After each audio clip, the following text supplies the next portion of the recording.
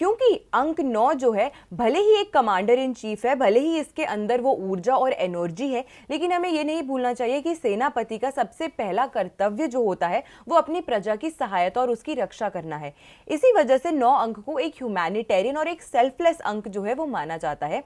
इस वजह से इस साल आप ये भी देखने वाले हैं कि कई सारी ऐसी न्यूज़ आपको सुनने को मिलेगी जिसमें बड़े सारे लोग जो हैं वो चैरिटी कर रहे हैं, बहुत सारे लोग जो हैं वो आगे बढ़ के डोनेशंस कर रहे हैं, और इस तरीके की जो ह्यूमैनिटेरियन न्यूज़ है वो आपको काफ़ी ज़्यादा इस समय के दौरान सुनने को मिलेगी। लेकिन सहायता अगर आप किसी व्यक्ति की प्रदान कर रहे हैं तो इसका मतलब कहीं ना कहीं ये भी हुआ कि कोई तकलीफ है जिससे बाहर निकालने का आप व्यक्ति को प्रयास कर रहे हैं। इसका मतलब ये हुआ कि 9 अंक, क्योंकि अग्नि तत्व दोनों ग्रह सूर्य और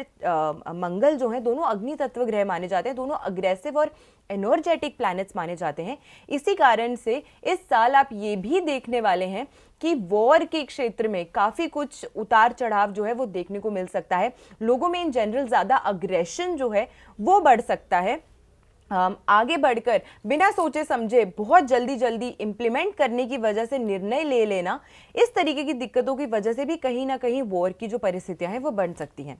लास्ट टाइम जब 9 अंक का साल आया था तो वो 2016 का अंक था। 2 + 0 + 1 + 6 जब आप जोड़ेंगे तो आपको 9 अंक प्राप्त होगा, और ये वो अंक था जहां पे सडनली डिमोनेटाइजेशन जैसी जो एक स्कीम थी वो लागू की गई थी। इसी के साथ ब्रेग्जिट जो था वो भी इसी साल में हुआ था, और कई सारे ऐसे टेररिस्ट अटैक्स जैसे उरी, सर्जिकल स्ट्राइक्स, इस तरीके की जो चीज़ें थी वो भी 2016 के साल में की गई थी। यानी कि एक बहुत ही इवेंटफुल ईयर जो था वो 2016 का रहा था, और 2025 क्योंकि अगेन मंगल का साल है, कंप्लीशन का ईयर है, तो इसी तरीके के उतार चढ़ाव जो है वो आपको देखने को, एक्सपीरियंस करने को इस साल में मिल सकते हैं।